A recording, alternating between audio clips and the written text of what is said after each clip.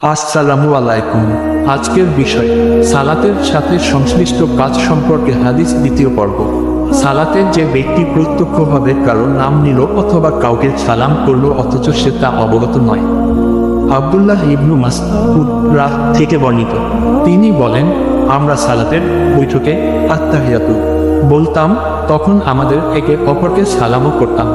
আল্লাহর রাসূল সাল্লাল্লাহু আলাইহি ওয়াসাল্লাম তা শুনে ইরশাদ করলেন, তোমরা বলবে, যাবতীয় মৌখিক, দৈহিক ও আর্থিক ইবাদত আল্লাহরই জন্য। হে মহান নবী, আপনার প্রতি সালাম এবং আল্লাহর রহমত ও বরকত বর্ষিত হোক।